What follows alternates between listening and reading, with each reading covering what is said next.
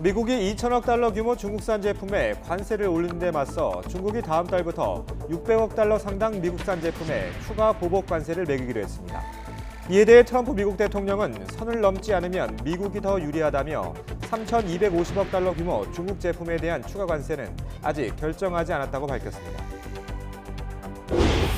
주 52시간 근무 도입에 따른 임금 조정 문제를 놓고 내일 전국적인 파업을 예고한 버스업계가 오늘 막판 노사 협상에 나섭니다. 파업 참여를 선언한 업체는 서울의 경우 시내버스 65개사 가운데 61개사, 약 7,400대로 노조는 내일 0시까지 합의에 이르지 못하면 새벽 4시 첫 차부터 운행을 중단할 방침입니다. 정부는 버스 운송 사업자의 직접 지원 대신 교통 인프라를 확충하면서 500인 이상 사업장 임금 지원 기간을 1년에서 2년으로 늘리기로 하고 버스 파업 철회를 강하게 요청했습니다. 하지만 노조는 물론 지방자치단체는 받아들이기 어렵다는 입장이어서 단판은 진통이 예상됩니다. 광주 민주화운동 39주기를 앞두고 당시 전두환 씨가 직접 광주에 내려와서 발포 등을 지휘했다는 주장이 나왔습니다. 당시 미군 정보요원이었던 증언자는 관련 내용이 보고서 형태로 미군 상부에도 보고됐다고 밝혔습니다. 문재인 대통령이 수석 보좌관회의에서 자유한국당 지도부의 최근 막말 공세를 작심하고 비판했습니다.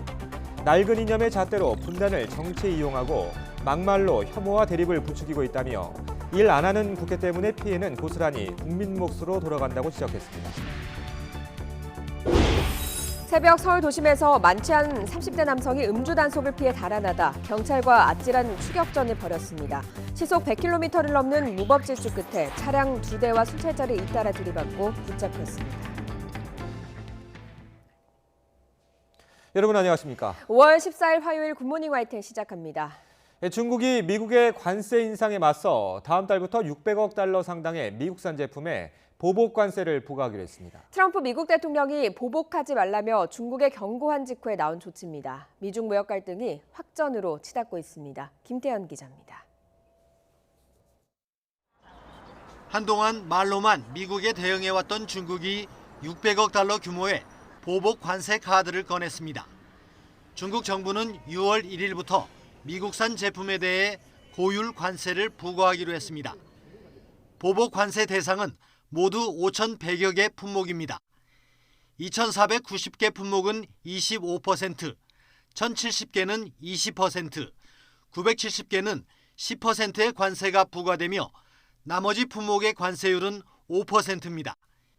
이번 보복 관세의 대상은 지난해 무역 갈등이 불거진 뒤 미국이 2천억 달러의 중국산에 대해 관세를 인상하자 중국이 관세를 올렸던 600억 달러 규모의 미국산 제품입니다. 중국은 미국이 무역 갈등을 고조시키고 협상을 통해 이견을 해소한다는 원칙을 어기고 양국 이익을 훼손함에 따라 권리를 지키기 위해 대응했다고 밝혔습니다. 중국 관영 CCTV는 광풍과 소나기가 바다와 같은 중국 경제를 뒤집지 못한다는 시진핑 국가주석의 지난해 연설을 인용하며 미국을 비판했습니다. 中方早就看清美方加征关税实际上是一种自残式的战略豪赌. 중국은 수차례 협상을 통한 상당한 의견 접근에도 불구하고 미국의 법제화 요구는 거부한다는 입장입니다. 미국은 워싱턴에서 무역 담판이 열리는 도중인 지난 10일 2천억 달러의 중국 제품에 대한 관세 인상을 발표했습니다. 또 추가로 3천억 달러에 대한 고율 관세도 예고했습니다. 미국의 조치에 중국이 맞대응하면서 무역 전쟁은 확전 양상으로 치닫고 있습니다. 그러나 두 나라는 실제 관세 부과까지는 다소 시간을 두면서 추가적인 협상의 여지를 남겼습니다. YTN 김태현입니다. 중국의 보복 관세 조치에 대해 트럼프 미국 대통령도 다시 반응을 보였습니다. 트럼프 대통령은 2천억 달러어치 중국 제품에 25% 관세를 부과한 데 이어 3,250억 달러 규모의 제품에 대한 추가 관세는 아직 결정하지 않았다고 밝혔습니다. 트럼프 대통령은 현지 시간 13일 빅토르 오르반 헝가리 총리와의 회담에서 기자들과 만나 이같이 밝히면서 만약 3,250억 달러 중국 제품에도 추가 관세 부과를 결정하면 엄청난 돈이 미국으로 들어올 것이라고 말했습니다. 그러면서 중국의 보복 관세에 대해서는 일정한 선을 넘지 않으면 괜찮다면서 미국이 더 유리한 위치에 있다고 강조했습니다. 트럼프 대통령은 또 다음 달 일본에서 열리는 주요 20개국 G20 정상회의에서 시진핑 주석과 푸틴 러시아 대통령을 만날 것이라면서 시 주석과의 만남은 결실이 있을 것이라고 전했습니다. 이처럼 미중 무역 전쟁 격화로 밤사이 뉴욕 증시와 유럽 증시가 급락했습니다. 국제부 연결합니다. 김원배 기자. 네, 국제부입니다. 자, 뉴욕 증시가 폭락세로 마감했다고요?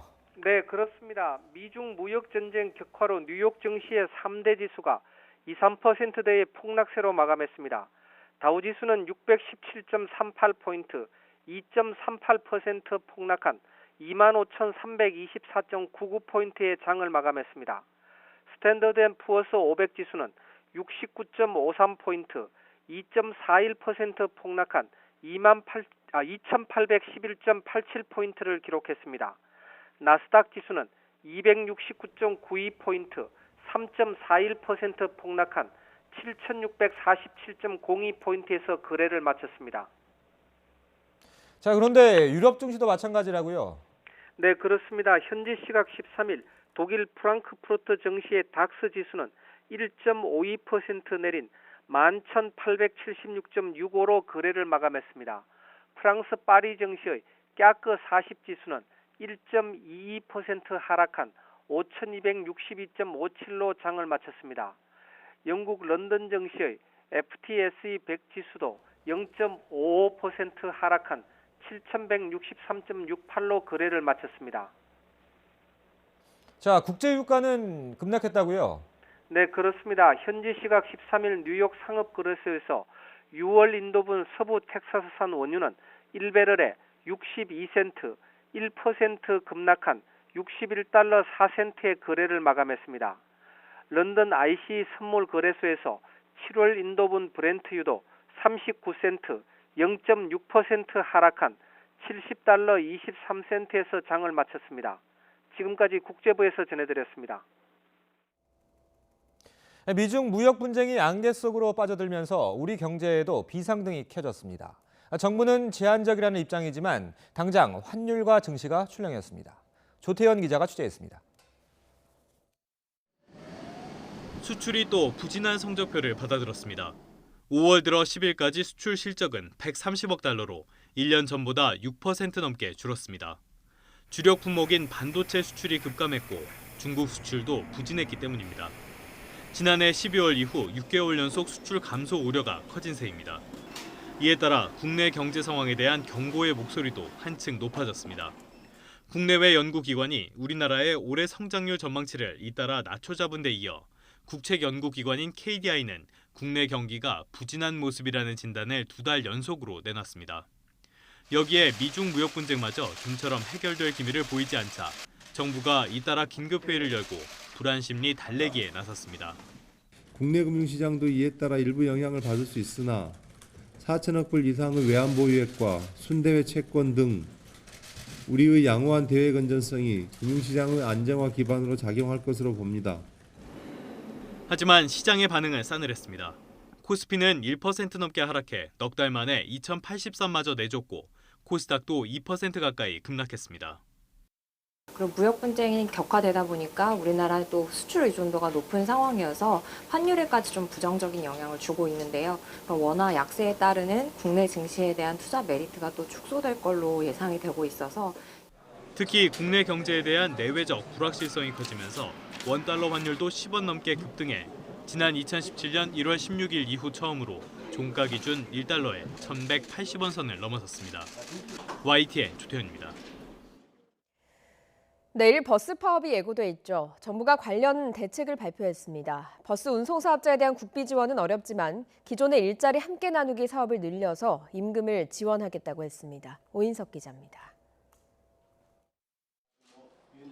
경제정책을 총괄하는 홍남기 경제부총리가 버스 노조를 이끌고 있는 상급단체 지도부와 만났습니다. 버스 노조가 합리적인 조정안이 나오지 않으면 총파업을 강행하겠다고 밝히자 경제부총리가 직접 나선 겁니다. 이 자리에서 홍 부총리는 버스의 공공성 강화를 위해 중앙정부의 역할을 강화하겠다고 밝혔습니다. 또 이번 사안과는 별개로 버스 요금을 조정할 때가 됐다고 말했습니다. 버스 지원금에 대한 정부 입장도 설명했습니다. 중앙정부가 지원해 줄 수 있는 법적 근거가 없는데 지금 당장 어떻게 지원해 주기를 저희가 바라겠습니다. 정부는 홍 부총리와 김현미 국토교통, 이재갑 고용노동부 장관이 합동장관회의를 열고 정부안을 마련했습니다. 먼저 지자체가 면허권을 가진 버스 운송 사업자에 대한 국비 지원은 수용하기 어렵다고 밝혔습니다. 하지만 교통 취약 지역 주민의 교통권 보장과 버스 관련 인프라 확충 등에 대해서는 지자체를 지원하기로 했습니다. 또 국토부가 직접 관장하는 M버스를 지원하는 등 광역교통 활성화 지원을 강화하기로 했습니다. 아울러 기존의 일자리 함께 나누기 사업 지원을 500인 이상 사업장에도 2년으로 확대해 임금 지원을 해주기로 했습니다. 정부 관계자는 법적으로 문제가 없는 범위 내에서 공공성과 취약계층을 배려한 결정이라고 밝히면서 버스 노사와 지자체의 양보가 필요하다고 말했습니다. 정부는 버스 노조의 파업 자제를 강력히 요청하면서도 파업이 실제로 진행되면 비상수송 대책을 마련해 국민 불편을 최소화할 예정입니다. 전세 공공버스 투입과 도시철도 증편, 택시 부재 해제 등이 검토되고 있습니다. 총파업이 현실화되면 전국적으로 버스 2만여 대가 운행을 멈출 것으로 보입니다. YTN 오인석입니다. 버스업계 노사는 오늘 막판 협상에 나섭니다. 서울시 버스노조와 서울시 버스운송사업조합은 오늘 오후 3시 서울지방노동위원회 2차 조정회의를 열어서 주 52시간제 시행에 따른 임금 인상과 정년 연장 등에 관해서 협상을 벌입니다. 노조는 내일 0시까지 합의에 이르지 못하면 새벽 4시 첫 차부터 운행을 중단할 방침입니다. 경기도 역시 버스업체 노조와 사측이 파업 전 마지막 조정회의를 오늘 밤 10시쯤 열 예정입니다. 대구 시내버스 노조는 전국에서 처음으로 임금 인상과 정년 연장에 합의하고 내일로 예정된 파업을 철회했습니다. 대구시는 대구시 버스노조와 대구버스운송사업조합 등과 협상 끝에 임금을 4% 올리고 현재 61살인 정년을 63살로 늘리는 데 합의했다고 밝혔습니다. 대구 시내버스 노조는 시민들이 겪게 될 불편과 지역의 경제 여건을 감안해서 애초 요구안보다 임금 인상률을 낮춰서 합의했다고 설명했습니다. 오늘은 일찍 찾아온 더위에 대비 잘해주셔야겠습니다. 낮 동안 강한 햇볕이 내리쬐면서 기온이 어제보다 더 오르겠습니다. 현재 12.9도에 머물고 있는 서울 기온, 한낮에는 26도까지 오르면서 어제보다 3도나 더 높겠습니다. 오늘 겉옷 속에 가벼운 반팔 차림하는 게 좋겠습니다. 현재 서울 등 중부지방은 맑은 하늘이 드러나 있습니다. 하지만 남부지방은 흐린 가운데 곳곳에 빗방울이 떨어지고 있는데요. 오늘 아침까지 경남 해안에는 빗방울이 이어지겠고 오후에는 대기 불안정으로 영남 내륙에 소나기가 지나는 곳이 있겠습니다. 현재 충청과 대구, 울산 지역의 초미세먼지 농도가 짙게 나타나고 있습니다. 오늘 대기 정체와 약한 황사의 영향으로 서울과 경기 남부지방의 미세먼지 농도는 나쁨 단계 보이겠고요. 충청과 대구, 울산은 오전까지 일시적으로 나쁨 단계를 오르내리겠습니다. 낮 동안 어제보다 기온이 오르면서 더 덥겠습니다. 서울이 26도, 대전과 광주 28도, 대구는 27도, 부산은 22도로 어제보다 1에서 3도가량 더 높겠습니다. 당분간 내륙은 비 소식 없이 맑고 건조한 날씨가 계속되겠고요. 주 후반에는 서울 낮 기온이 30도 가까이 치솟는 등 여름 더위가 찾아오겠습니다. 오늘 맑은 날씨 속에 낮 동안 자외선 지수가 무척 강해집니다. 전국 대부분 지역의 자외선 지수가 매우 높은 단계까지 오르겠습니다. 외출 시에는 자외선 차단에 신경 써주셔야겠습니다. 지금까지 상암로 야외 스튜디오에서 YTN 권혜인입니다. 광주 민주화운동 39주기를 앞두고 당시 전두환 씨가 직접 광주에 내려와 발포 등을 지휘했다는 증언이 나왔습니다. 미군 정보위원 출신이었던 증언자는 관련 내용을 보고서 형태로 미 상부에도 보고했다고 밝혔습니다. 나혜인 기자의 보도입니다. 미군 방첩부대 소속 정보요원 출신 김용장 씨가 공개석상에 처음 모습을 드러냈습니다. 1980년 5월 광주에서 근무하며 당시 벌어진 일들을 미군 상부에 보고했던 당사자입니다. 김 씨는 5.18 민주화 운동을 두고 최근까지 이어지는 날조를 참을 수 없었다며 기자회견에 나선 심경을 밝혔습니다. 광주 진상을 밝힐 마지막 기회라고 생각합니다. 그래서 오늘 저만의 십자가를 이 자리에서 여러분 앞에서 감히 내려놓으려고 합니다. 김 씨는 당시 전두환 씨가 직접 광주로 내려왔고 이 사실을 직접 확인했다고 폭로했습니다. 전두환은 20일 점심시간 전으로 K57 광주 제1 비행장에 왔습니다. 당시 헬기를 타고 왔습니다. 이 사건은 움직일 수 없는 사실입니다. 전 씨는 광주에서 군 지휘부와 1시간 정도 회의를 마치고 돌아갔는데 그 직후 전남도청 앞에서 시민에 대한 발포가 이루어졌다는 겁니다. 이에 따라 김 씨를 비롯한 당시 군 관계자는 전 씨가 사살 명령을 내렸을 가능성이 크다고 주장합니다. 그 사격은 제가 직접 목도로 했습니다. 그 사격하는 거를. 앉아서 자세에서 사격은 절대 자의력 구사가 아닙니다. 그건 사살이지. 전두환은 사살 명령을 내린 겁니다. 김 씨는 전 씨가 타고 온 헬기의 비행 명령서를 확인하면 관련 정황을 확인할 수 있다고 덧붙였습니다. 아울러 자신이 보고한 40여 건의 첩보 일부는 카터 미국 대통령이 직접 읽기도 했다며 신빙성을 강조했습니다. YTN 나혜인입니다. 광주 민주화운동에 대한 수많은 음모론 가운데 대표적인 게 바로 북한군 침투설입니다. 그런데 증언에 나선 김용장 씨는 북한 침투설을 퍼뜨린 배후로 사복 군인들을 지목했습니다. 시민 행세를 하면서 조직적으로 유언 비어를 퍼뜨렸다는 겁니다. 이어서 김태민 기자가 보도합니다. 북한군 600명이 광주로 내려와 방화와 범죄를 저지르고 내란을 선동했다. 5.18 광주 민주화운동을 두고 일부 보수단체와 인터넷 극우 커뮤니티에서 주장하는 대표적 음모론입니다. 북한군 개입이 없었다고 입증된 적이 한 번도 없다. 다만 지만원만 빼고 모두가 모르고 있었을 뿐이다. 미 방첩부대에서 근무했던 김용장 씨는 이 주장을 한마디로 일축했습니다. 당시 북한군 수백 명이 주한미군의 첨단 감시망을 뚫고 남한에 침투할 방법은 없었다는 겁니다. 당시 한반도 상공에는 2대의 군사 첩보 이상이 떠 있었습니다. 2대의 위성이 북한과 광주를 집중적으로 정찰했습니다. 북한군 600명이 미군의 첨단 감시망을 피해서 들어오는 건 불가능합니다. 그러면서 이런 북한 침투설을 퍼뜨린 배후로 자신이 직접 목격한 사복군인 일명 편의대를 지목했습니다. 편의대란 후방교란 임무를 맡는 비정규군을 일컫는 말로 결국 전두환의 지시로 광주 시내에 내려가 시민 행세를 하면서 조직적으로 유언 비어를 퍼뜨렸다는 주장입니다. 성남 비행장에서 C-130 수송기를 타고 왔습니다. 약 30명 내지 40명 가량으로 제가 보고를 했습니다. 저는 이 첩보를 입수한 후 경납고로 찾아가서 제 눈으로 확인했습니다.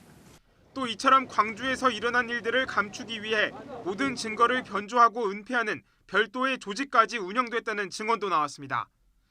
내년이면 40주기를 맞는 5.18 광주 민주화운동. 하지만 숨겨진 의혹과 진실들은 날이 갈수록 커지고 있습니다. YTN 김태민입니다. 문재인 대통령이 자유한국당 지도부의 최근 막말 공세를 작심하고 비판했습니다. 낡은 이념의 잣대로 분단을 정치에 이용하고 막말과 혐오로 대립을 부추기고 있다면서 일하라는 국회 때문에 피해는 고스란히 국민 몫으로 돌아간다고 지적했습니다. 임성호 기자가 보도합니다. 문재인 대통령 취임 2주년 이후 처음 열린 수석 보좌관 회의는 청와대 전 직원들에게 생중계됐습니다. 남은 3년 실질적 변화로 성과를 일구자고 밝힌 문 대통령은 미리 준비한 쓴소리도 정치권에 쏟아냈습니다. 세상은 크게 변하고 있지만 정치권이 과거에 머물러 있어서 매우 안타깝습니다. 문 대통령은 분단을 정치에 활용하는 낡은 이념의 잣대와 막말과 험한 말로 대립을 부추기는 정치를 두 가지 가장 큰 폐해로 꼽았습니다. 최근 자유한국당 황교안 대표와 나경원 원내대표는 장외 집회에서 색깔론과 막말로 문 대통령과 그 지지층에 대한 공세를 강화했습니다. 지금 이 좌파는 돈 벌어본 일은 없는 사람들이에요. 정상적으로 일해가지고 정상적으로 돈 번 사람들이 거의 없어요. 대담할 때 KBS 기자가 물어봤는데 그 기자 요새 문바, 달착 이런 사람들한테 공격당하는 거 아시죠? 문 대통령은 한반도 평화를 통한 번영을 실현하는 데 여야가 따로 있을 수 없다며 정치권이 한 배를 타고 나아가야 한다고 강조했습니다. 국회를 외면하고 장외투쟁을 통한 지지층 결집에만 몰두하는 대립의 정치는 국민에게 피해를 줄 뿐이라고 지적했습니다. 국회가 일하지 않는다면 피해는 고스란히 국민의 몫이 될 뿐입니다.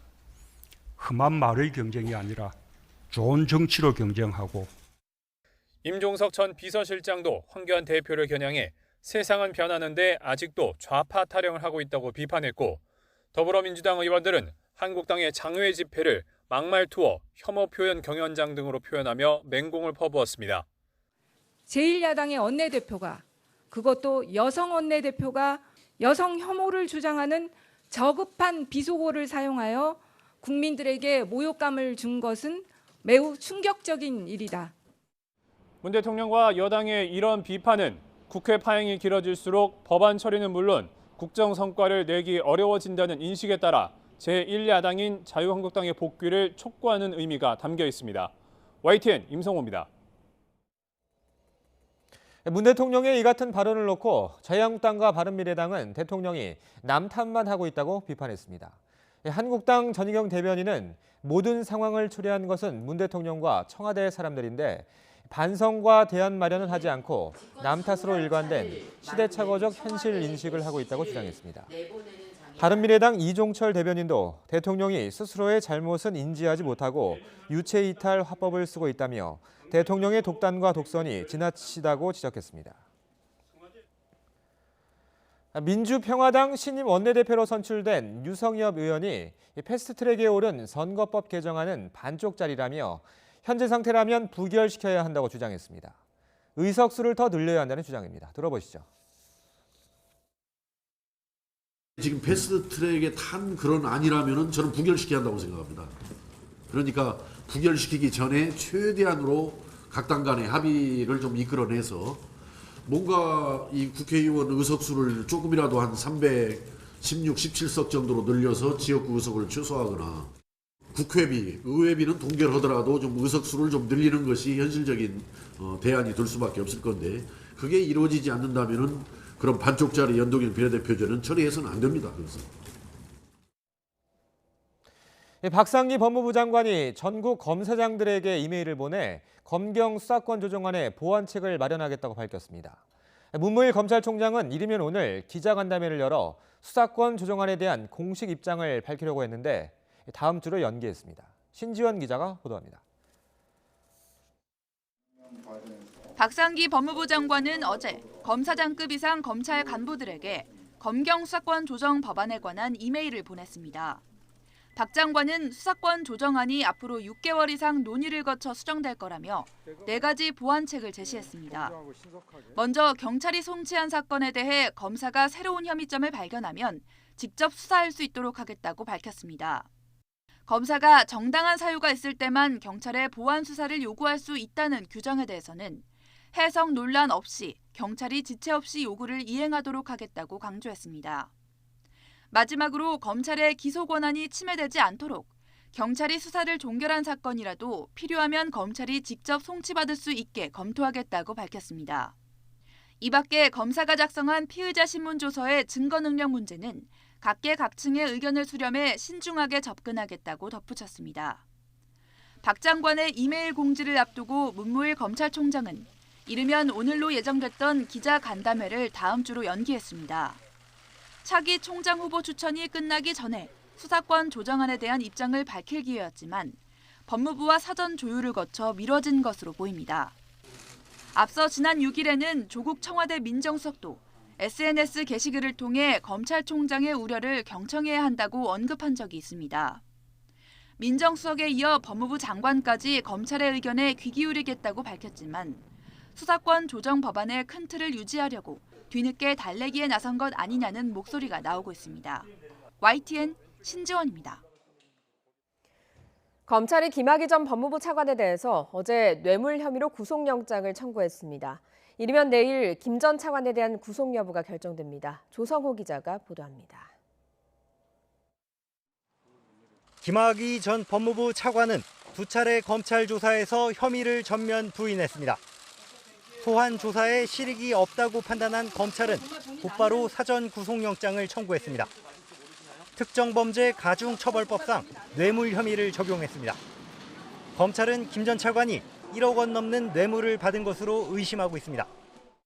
김 전 차관이 2007년 무렵 건설업자 윤중천 씨로부터 그림과 현금 등 3천만 원 상당을 받고 자신과 성관계를 맺은 여성이 윤 씨에게 줘야 할 1억 원을 포기하도록 요구한 정황을 포착했습니다. 검찰은 윤 씨가 받지 못한 돈을 제3자인 여성에게 건네진 뇌물로 보고 있습니다. 또 부동산업자 최모 씨가 김 전 차관에게 차명 휴대전화를 제공하고 수시로 용돈을 주면서 스폰서 역할을 했는데 액수가 2009년 이후를 포함해 모두 3천만 원이 넘는 것을 확인했습니다. 뇌물죄 공소시효는 3천만 원 이상이면 10년, 1억 원이 넘으면 15년까지 늘어납니다. 앞선 조사에서 김 전 차관은 범죄 혐의는 물론 윤중천 씨와 관계까지 인정하지 않았습니다. 윤중천 씨 정말 모르십니까? 뇌물과 성접대 의혹 모두 부인하시나요? 두 번째 조사인데 혹시 하실 말씀 있으세요? 한마디만 해주시죠. 윤중천 씨 진짜 모르세요? 사건의 발단인 성범죄 의혹 관련 사실은 영장 청구서에 담기지 않았습니다. 검찰은 김 전 차관의 신병을 확보한 뒤 계속 수사를 이어갈 방침입니다.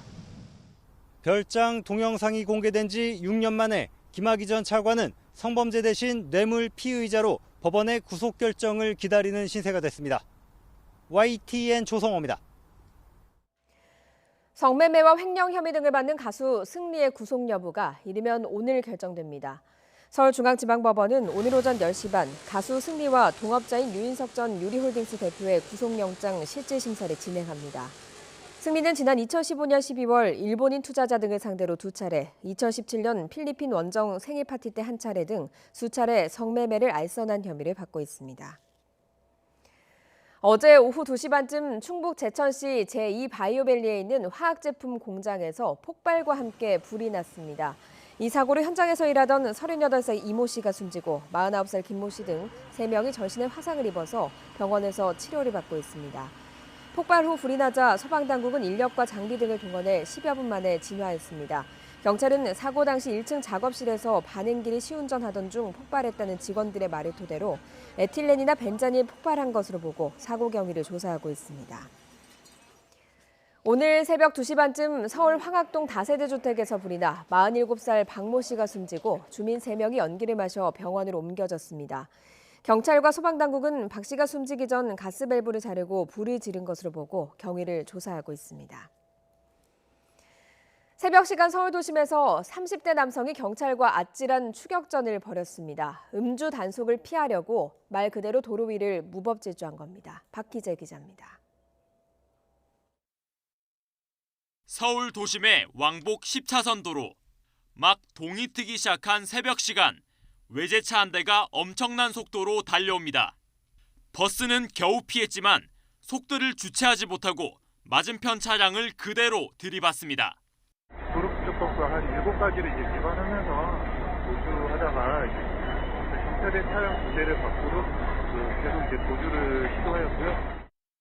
도주극을 벌인 사람은 32살 유모 씨. 혈중 알코올 농도 0.147%의 만취 상태로 대형 클럽에서 나와 귀가하던 중이었습니다.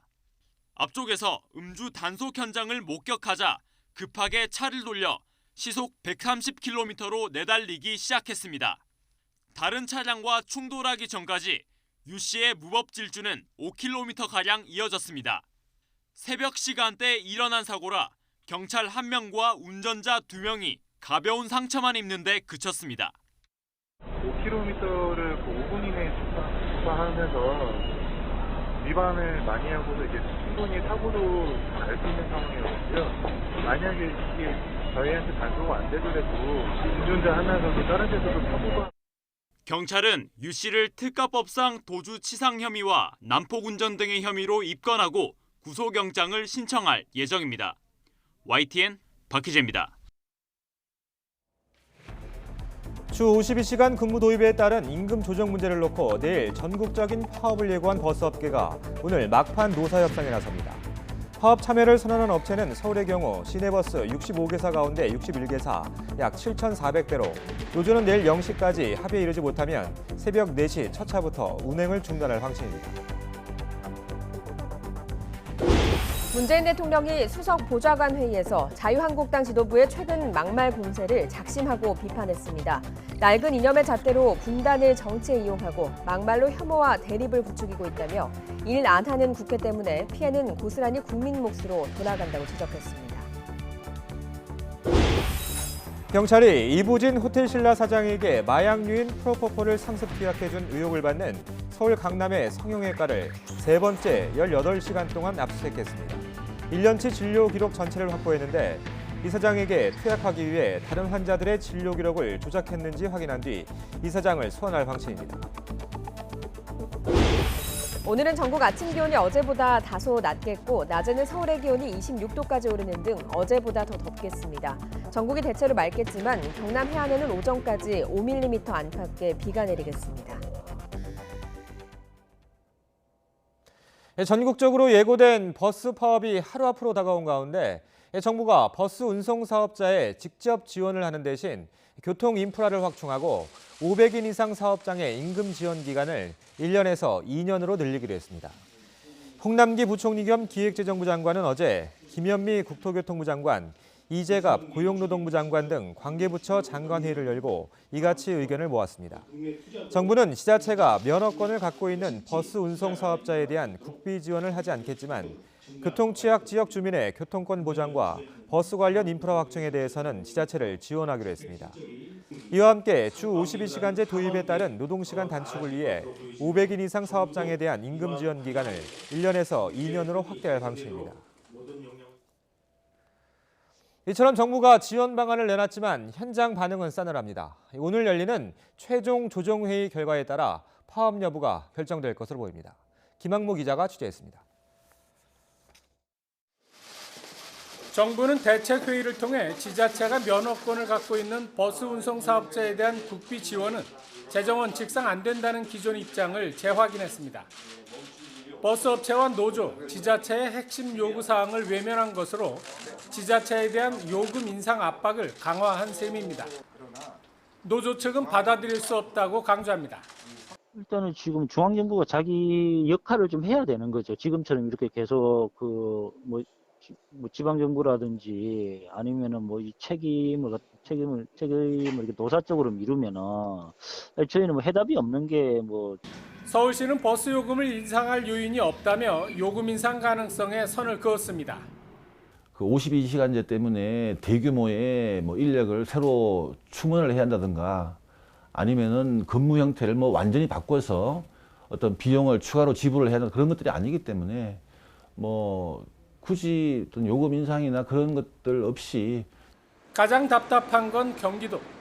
요금을 올리자니 수도권 통합 환승 할인제에 따른 형평성에 어긋난다는 주민 저항이 만만치 않고 정부나 서울시 등 다른 지자체의 입장 변화도 없어 마땅한 대책을 내놓지 못하고 있습니다. 표는 일부 환영할 만하지만 그 재정 지원 그리고 수도권 환승 요금제에 따른 우리 중부처의 구체적인 조정에 대한 부분이 빠져 있어서 좀 아쉽습니다.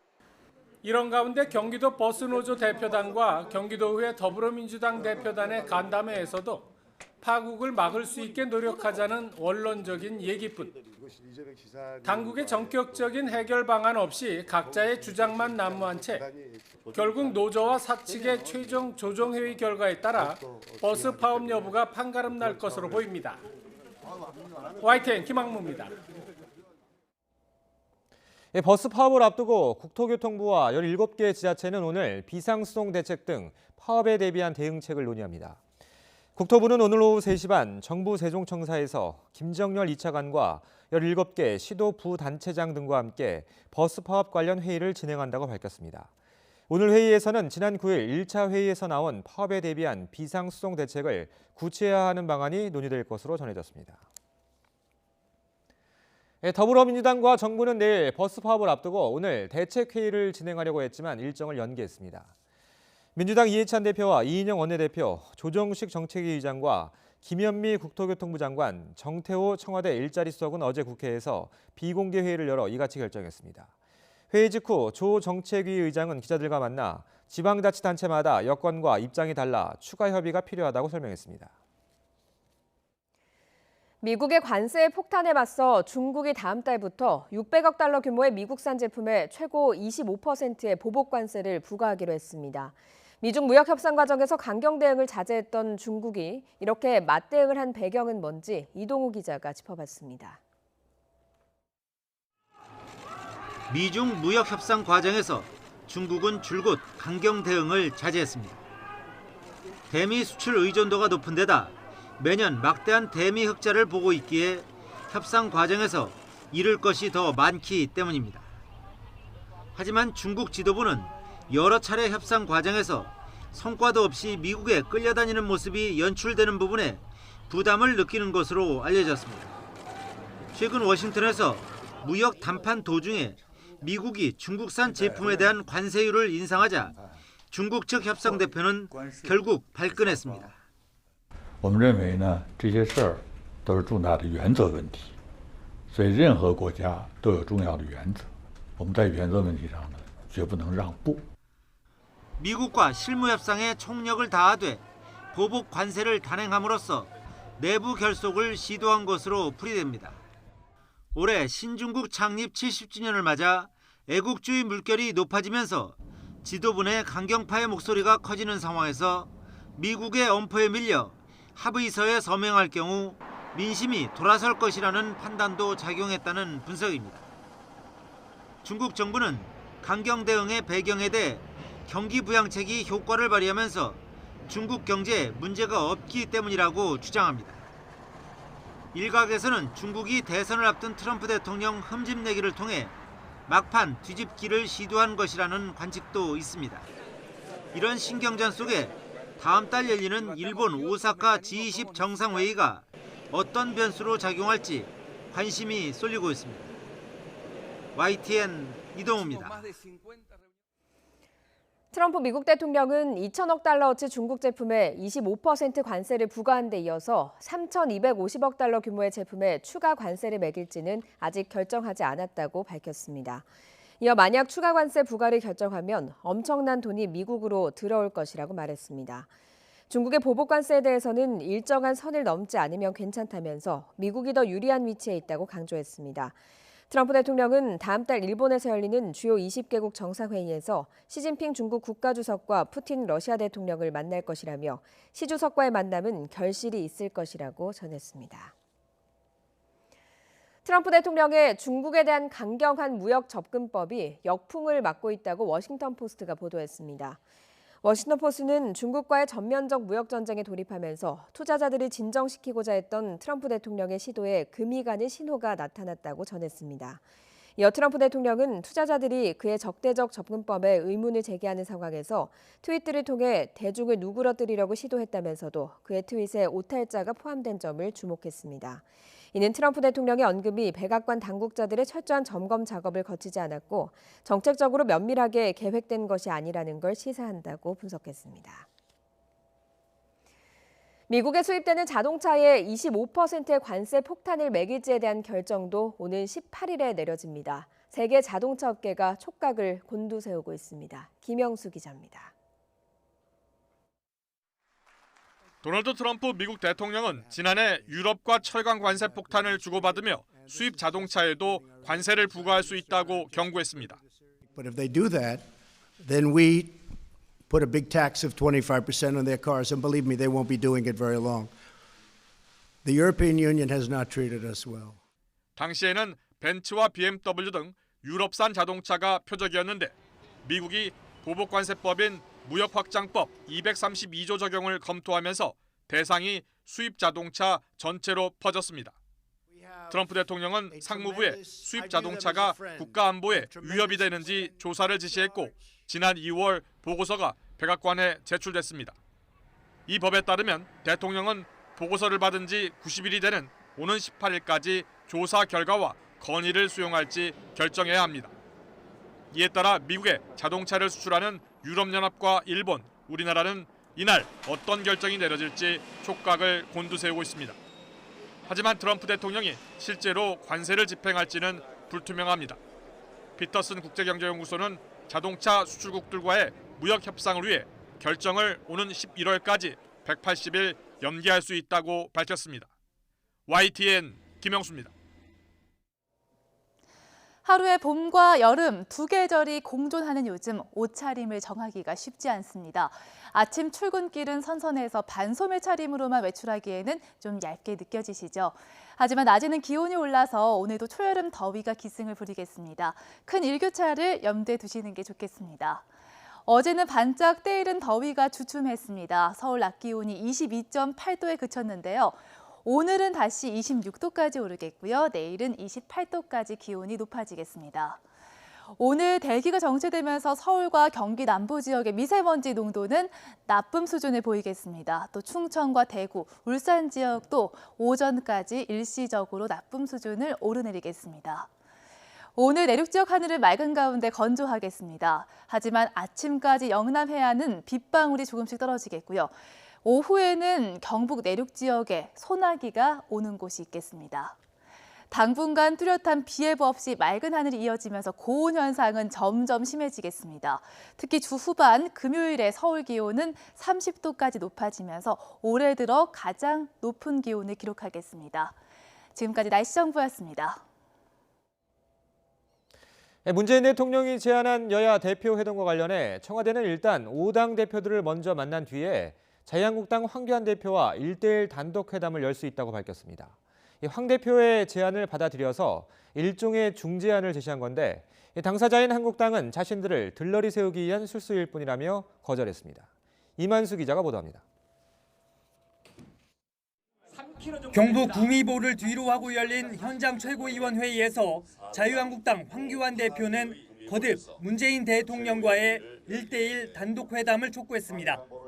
대통령과 여야 5당 대표가 한꺼번에 만나면 제대로 된 논의를 할 수 없다는 겁니다.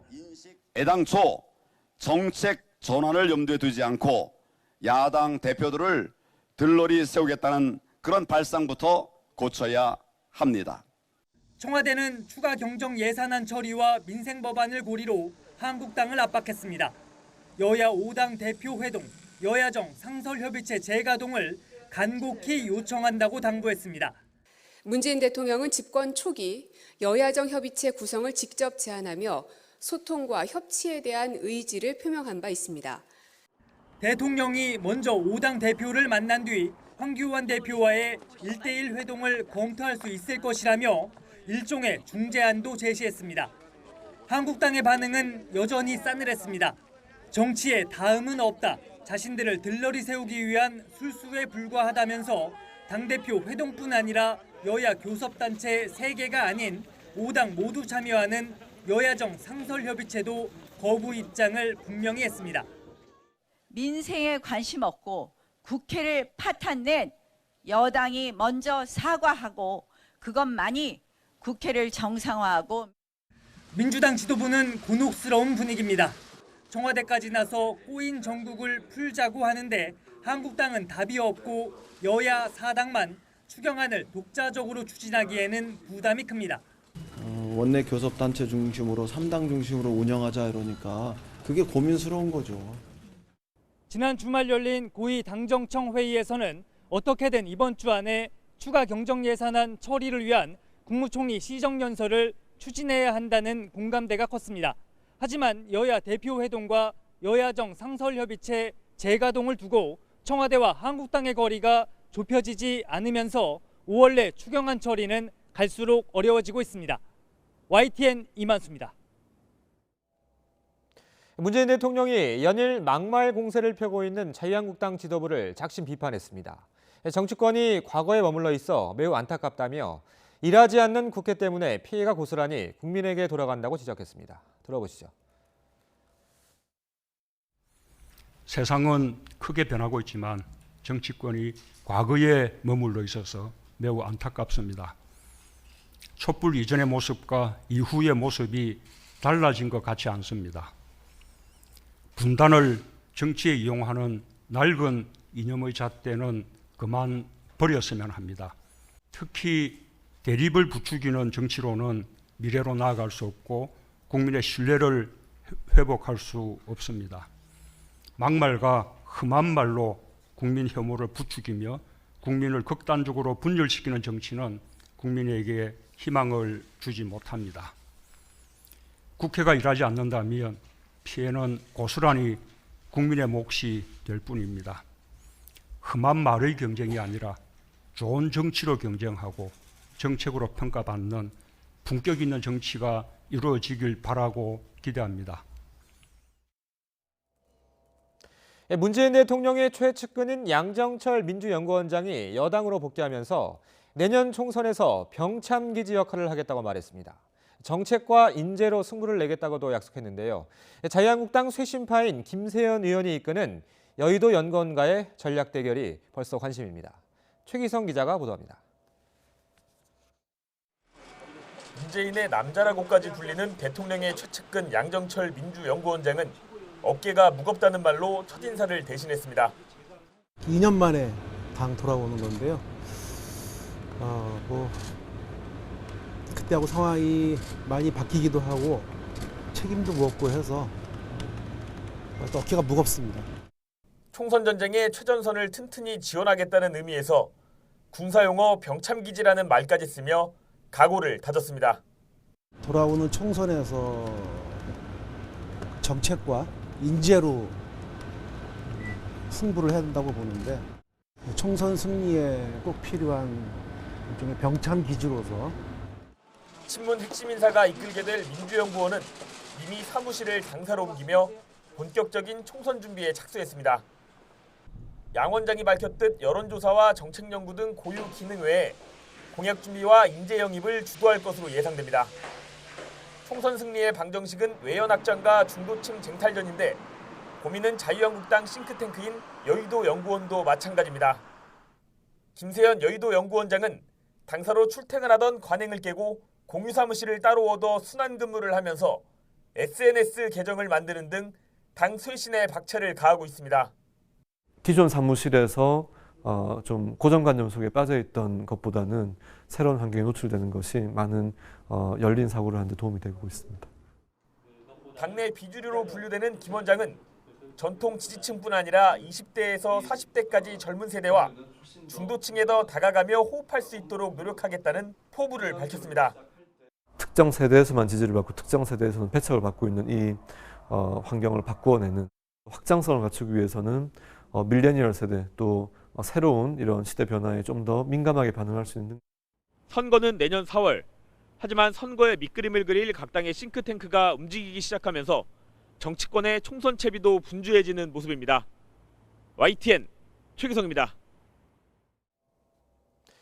청와대 다이너마이트 폭파 발언을 했던 자유한국당 김무성 의원을 내란죄로 처벌해야 한다는 청와대 국민청원이 열흘 만에 20만 명 이상의 동의를 받아 청와대가 공식 답변을 내놓게 됐습니다.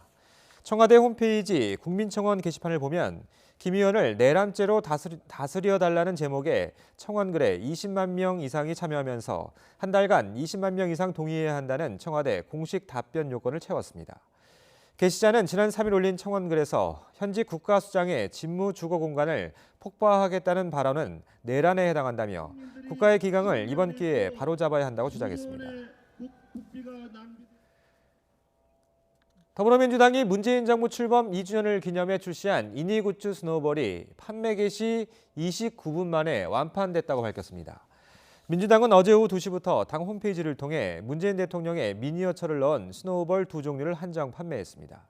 이 가운데 청와대 버전은 판매 4분 만에 모두 팔렸고 취임식 버전은 29분 만에 최종 완판됐다고 설명했습니다.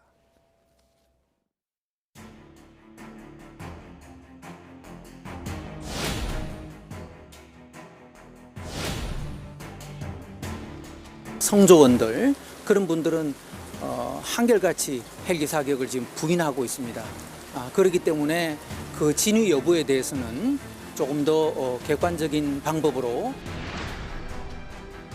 5월 21일 낮에 UH-1H 소형 헬기로 N60으로 머신 러닝을 했다고 그렇게 제가 보고를 했고, 그 위치는 여러분도 잘 아시다시피 도청 주변에서 했고, 그리고 27일 광주천 상류 거기에서 위협 사격을 했다라고 이렇게 제가 보고를 했습니다.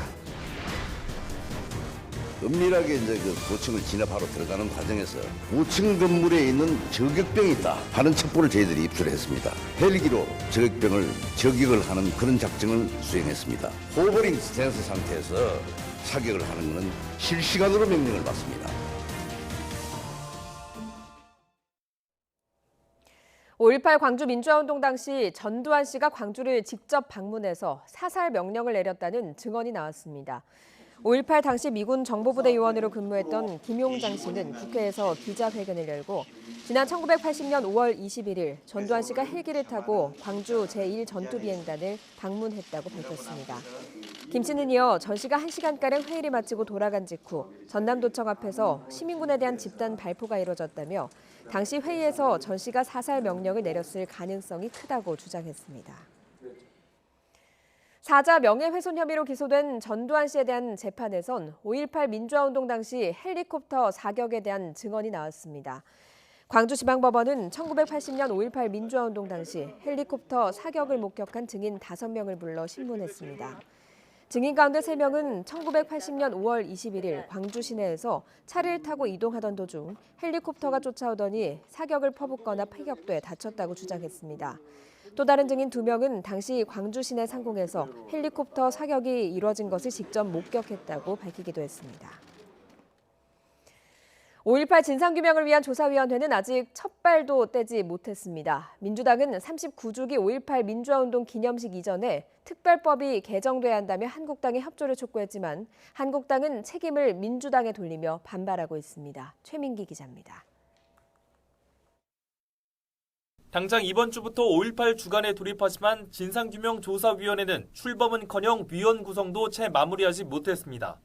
여당인 더불어민주당은 한국당이 기념식 이전에 이 문제를 매듭지어야 한다고 촉구했습니다. 자유한국당이 5.18 특별법 개정안을 통과시키고 5.18 행사에 같이 참여해서 대화합을 하는 그런 자리가 되기를 기대를 하겠습니다. 이들에 대한 징계 수준을 보았을 때 진지한 의미에서 진정으로 자유한국당이 5.18에 대한 역사적 승인을 하고 있는지 의심할 수밖에 없습니다. 앞서 여야는 조사위원 요건을 완화하는 내용으로 원포인트 법 개정 추진에 합의했지만 한국당의 장외투쟁으로 국회가 파행되면서 법안 처리가 기약 없이 미뤄져 왔습니다. 한국당은 이 국회 공전의 책임이 모두 민주당에 있다며 반발하고 있습니다. 민생국회 열자니까 뭐 했습니까? 지난달에. 패스트 트랙이라고 국민 밥그릇은 생각하지 않고 본인들 밥그릇 생각하는, 본인들 정권 연장하는 패스트 트랙을 강행했습니다. 또 황교안 대표는 5.18 망언 추가 징계와 이종명 의원 제명안 처리 요구에 대해서도 현재로선 당장 수용하기 어렵다고 난색을 표했습니다. 다만 5.18 기념식 때 광주에 가는 것이 지지층 결집을 위한 얻어맞기용이란 지적에 대해선 즉각 반박했습니다. 광주 시민들을 모독하는 말씀입니다. 광주 시민들 소중한 분들이고 또 다 잘 판단하셔서 그렇게 하시라고 생각합니다. 5.18 특별법이 지난해 9월 시행됐지만 정치권의 직무유기로 진상규명 작업이 좀처럼 진행되지 않으면서 5월의 상흔이 아물지 못하고 있습니다. YTN 최민기입니다. 이무진 호텔신라 사장의 프로포폴 투약 의혹을 수사하는 경찰이 문제병원을 3번째로 압수수색했습니다. 이번엔 경찰이 1년치 진료 기록 전체를 확보했습니다. 병원이 불법 투약 사실을 숨기려고 다른 환자들의 장부를 짜맞췄는지 확인할 계획입니다. 부장환 기자의 보도입니다. 이무진 사장의 프로포폴 투약 의혹이 불거진 서울 청담동의 한 성형외과. 상자를 든 경찰 수사관들이 또다시 들이닥쳤습니다. 지난 3월 말 수사에 착수한 뒤 3번째 압수수색에 나선 겁니다. 이번 압수 대상은 지난 2016년 한 해 동안 이 병원에서 진료받은 모든 환자의 진료 기록, 불법 투약이 이뤄졌다고 의심되는 기간 전체 진료 기록을 하나하나 대조해 보겠다는 겁니다. 앞서 이무진 사장이 지난 2016년 이 병원에서 프로포폴을 불법으로 맞았다는 의혹이 제기되자 경찰은 압수수색을 통해 이 사장의 진료 기록부 등을 확보했습니다. 하지만 곧이어 기록 자체가 조작됐다는 의혹이 추가로 제기됐습니다. 병원이 특정 환자의 투약량을 과대 기록하는 방식으로 프로포폴 일부를 빼돌렸을 가능성이 있다는 겁니다. 병원 직원들이 나눈 카카오톡 대화 내용 등을 분석한 경찰도 실제 기록이 조작됐을 가능성이 있다고 보고 수사를 진행해 왔습니다. 병원장 A씨를 의료법 위반 혐의로 입건하고 병원 의료진 등 관련자들에 대한 조사도 마쳤습니다. 경찰은 이번에 추가로 압수한 기록을 분석한 뒤 이부진 사장의 입건 여부를 결정할 방침입니다. YTN 부장원입니다.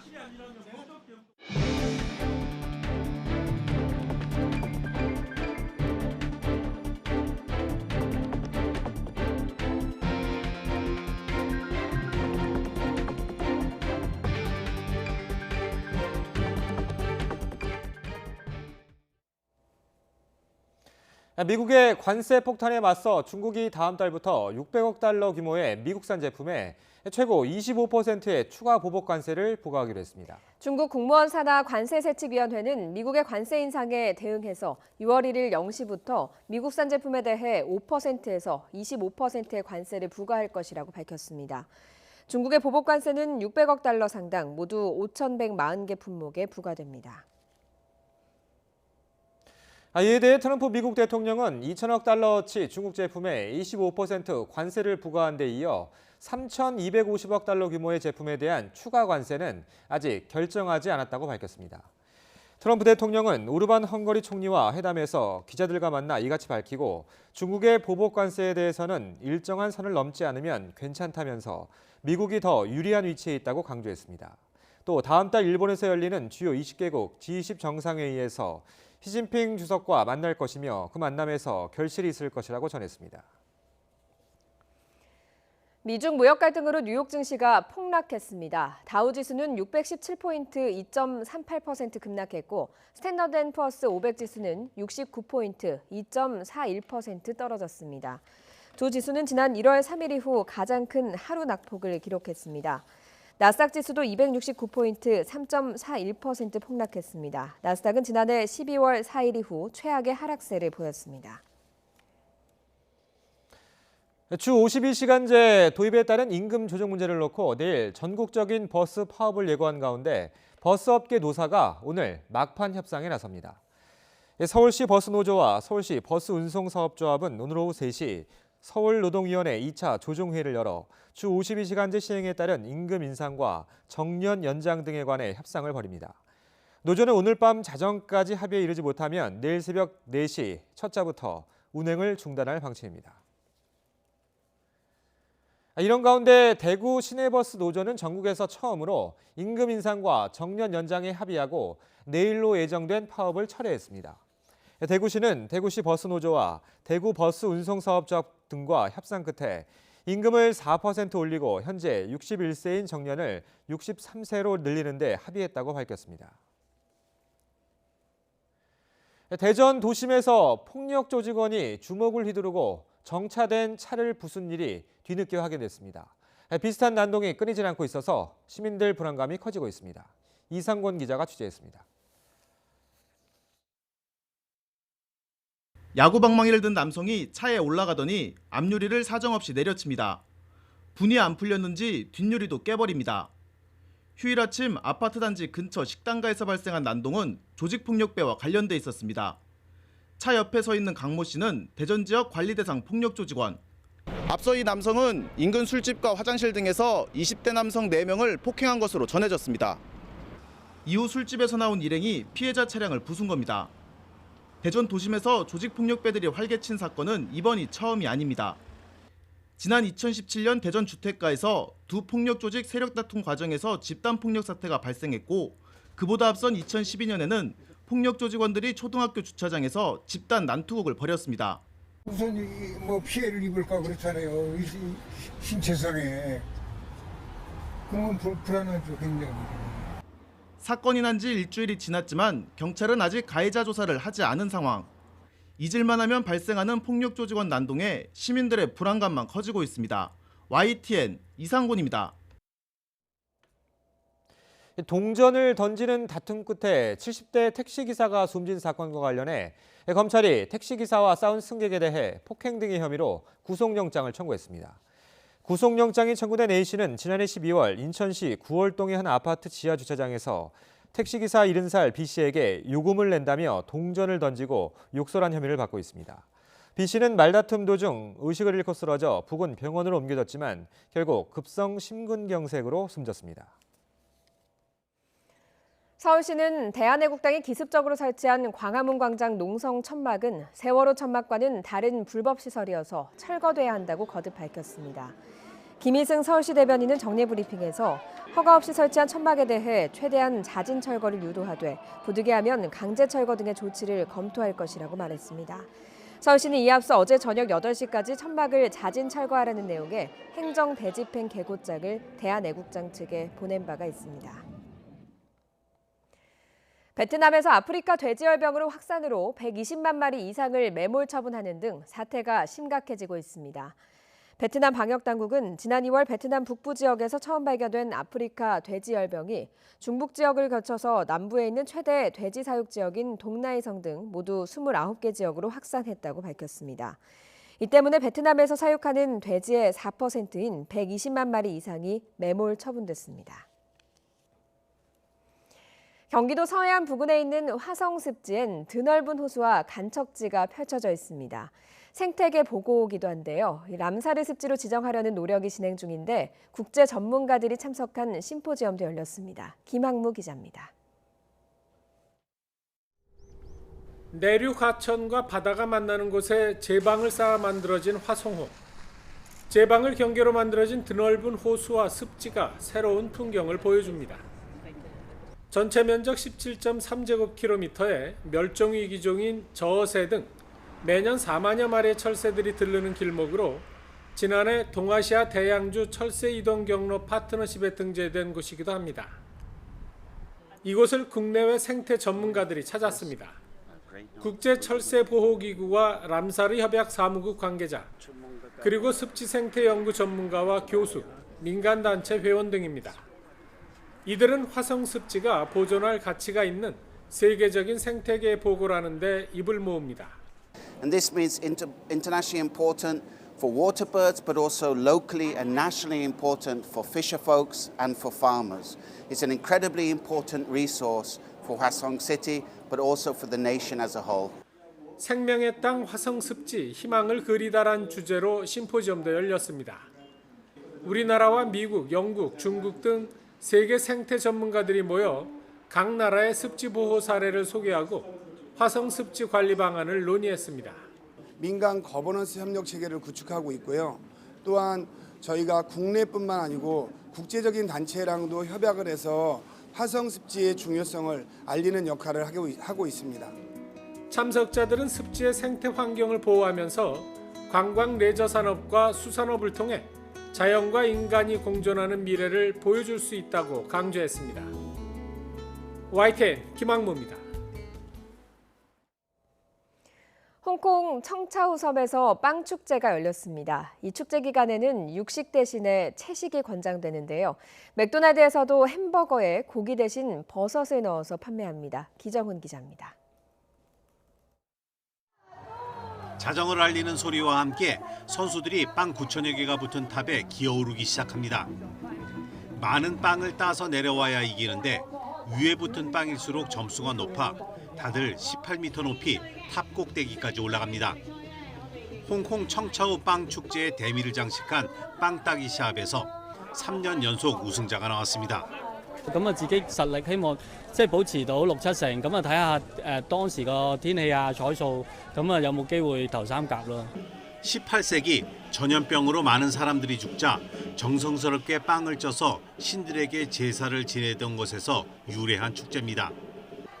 어린이들이 여러 신의 복장을 하고 목마나 장대 위에 올라 행진을 하는 것도 악귀를 쫓겠다는 뜻입니다. And I really admire how people are willing to come out under this sun. It's definitely a challenge for me. 빵 축제인 만큼 축제 기간 동안 엄청난 양의 빵이 팔립니다. 채식을 권장하는 축제의 의미를 살려 이 지역의 맥도날드에선 축제 기간 동안 고기 대신 버섯을 넣은 버거를 팝니다. 我哋做幾多賣幾多，做幾多賣幾多。但係如果你個預計咧，我諗今日可能3-2萬個啦。但係如果講緊成個太平清醮個時期啊，最高峰個7日咧，我諗都係6-7萬個咁樣咯。 매년 석가탄신일 전후로 열리는 이 축제는 미국의 주간 타임지가 세계에서 가장 별난 축제 10개 중 하나로 꼽기도 했습니다. YTN 기정훈입니다. 프랑스 칸 국제영화제가 현지 시간으로 오늘부터 12일간 열립니다. 한국 영화로는 봉준호 감독의 영화 기생충이 유일하게 경쟁 부문에 이름을 올렸습니다. 최두희 기자가 보도합니다. 가장 큰 관심은 봉준호 감독 영화 기생충의 본상 수상 여부입니다. 이 작품은 백수가족의 장남 기우가 고액과의 면접을 위해 박사장네 집에 발을 들이면서 시작되는 두 가족의 만남을 그렸습니다. 본상 수상을 놓고 경쟁할 작품들의 면면은 막강합니다. 켄 로치나 다르덴 형제 등 황금종려상을 받은 적이 있는 세계적인 거장들의 작품이 대거 포진해 있습니다. 그렇다 보니 옥자에 이어 두 번째로 경쟁 부문에 진출한 봉 감독이 스스로 수상 가능성이 크지 않다고 말했을 정도입니다. 수상 가능성은 크지 않습니다. 별로 없습니다. 어마어마한 감독님들이 다 포진해 계셔서 그 틈바구니에 끼인 것으로도 영광스럽게 생각하고. 하지만 아시아 영화는 21편 가운데 단 2편뿐이라는 점에서 깜짝 수상 가능성도 제기됩니다. 기생충이 쟁쟁한 경쟁작들 틈바구니에서 낭보를 전할 경우 한국 영화로는 9년 만의 쾌거를 이루게 됩니다. 이 밖에도 한국 영화는 마동석 주연의 악인전이 비경쟁 부문인 미드나잇 스크리닝 부문에 초청됐습니다. 작품을 그래도 권위 있는 영화제에서 인정을 해줬다는 점에서 너무 감사하죠. 감사하고 행복하고. 유명 폭력 조직의 보스와 강력반 형사가 연쇄살인범을 잡기 위해 힘을 합친다는 범죄 액션 영화로 할리우드 리메이크도 일찌감치 결정됐습니다. 다른 액션들도 나오고 좀 더 큰 분위기에서 한번 펼쳐보는 것도 굉장히 좋다고 생각해서 많이 기대해 주시면 바로는 안 나오겠지만 열심히 노력해서 언젠가 꼭 보여드리고 싶습니다. 연재관 감독은 불법 체류자 실화를 토대로 한 단편 령이로 학생 단편 경쟁 부문에 초청됐습니다. YTN 최두입니다. 한국 남자 골프를 대표하는 최경주 선수가 유망주 선수들과 함께 연습 라운딩을 하며 뜻깊은 시간을 보냈습니다. SK텔레콤 오픈에 출전하기 위해 귀국한 최경주는 본대회를 앞두고 열린 재능 나눔 행복 라운드에 참석해 국가대표 김동은 등 남녀 주니어 선수 3명과 함께 대회 코스를 돌았습니다. 이번 행사에는 SK텔레콤 오픈에 출전하는 남자 프로 15명과 유망주 선수 45명이 참가했습니다.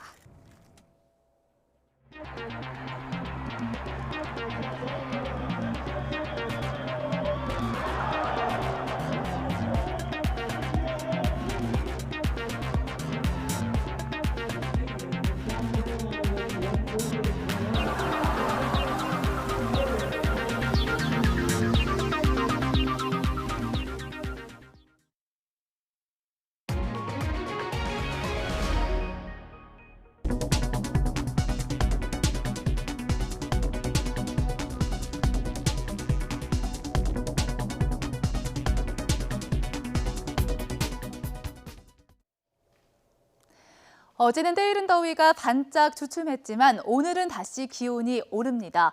어제 22.8도에 그쳤던 서울 낮 기온이 오늘 낮에는 26도까지 오르면서 더워지겠습니다. 하지만 아침과 저녁으로는 여전히 선선하니까요. 반소매 차림에 더불어 겉옷도 하나 꼭 챙기셔야겠습니다.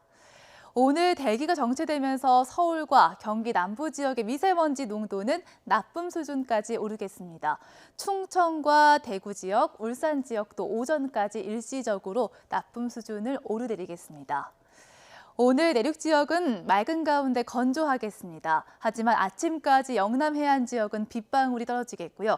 오후에는 경북 내륙 지역의 대기 불안정으로 소나기가 오는 곳이 있겠습니다. 현재 기온은 어제 아침보다 조금 낮습니다. 서울 기온이 13.7도, 대전은 15.2도를 보이고 있는데요. 낮 기온은 어제보다 1, 2도가량 오르겠습니다. 서울이 26도까지 오르는 것을 비롯해서 청주와 대전, 광주 28도, 안동과 대구 27도까지 오르겠습니다. 이번 주는 맑은 하늘이 이어지면서 고온 현상이 점점 심해지겠습니다. 특히 주 후반에는 서울 낮 기온이 30도까지 높아지면서 올봄 들어 가장 더워지겠습니다. 고온 현상은 다음 주 월요일쯤 중부 지역에 비가 오면서 수그러들 전망입니다. 날씨 정보였습니다. 굿모닝 화이트N 2부 잠시 후 8시에 이어집니다.